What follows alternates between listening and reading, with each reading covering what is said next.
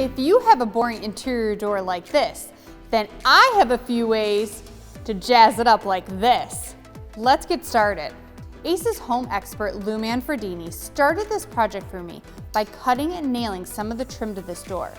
If that's a step you want to take, adding trim like this to a door will save you on a full door replacement. All right, let's get started transforming this door. In most instances, I'm a fan of leaving the door on while painting, but for this video, I'm removing it because I have a few embellishments in mind that really want to make over this door. With the door off, give it a good cleaning so it's clear of any dust, lint, or dirt. Using some soap or water, clean your door, and once you have it cleaned, wipe it down with a dry cloth and allow it to completely dry before moving on. If you have any holes, scratches on the door, patch those with some wood putty. Once the putty is dry, give the entire door a good sanding with a fine grit sanding sponge. Once that is complete, make sure you wipe down the entire door to get rid of that fine grit sanding dust. Doors take a lot of use and abuse when it comes to painting them, so choose a durable paint like Clark & Kensington's cabinet door and trim, and choose a semi-gloss or a high gloss sheen. This will make it cleaning easier and hold up against that wear and tear. I wanted this door to stand out, so I'm painting it Spicy Paprika. Start by using the paintbrush to focus on the detail work first. This includes the decorative areas or panels.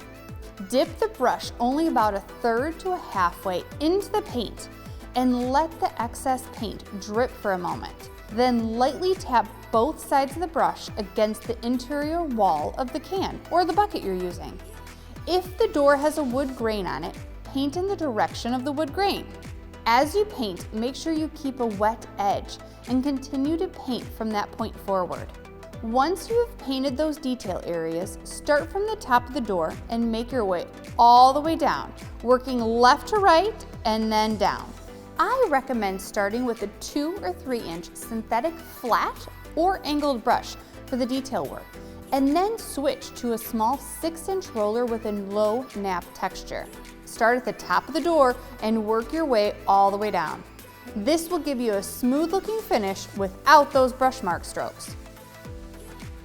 Let this dry overnight and cure for at least 24 hours before hanging it back on.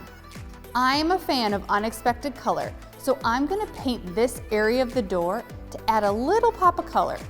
To do this, we're going to use the yellow frog tape, which is for delicate surfaces. This tape is perfect for recently painted finishes and doesn't pull the paint off. These new doorknobs and hinges in black really give it a modern update. I took my old hinges to my local Ace and they found the perfect match to replace them. Just look at that before and after. The home updates don't stop there. Check out my next video where I upped my curb appeal with a front door makeover. That video is coming up next.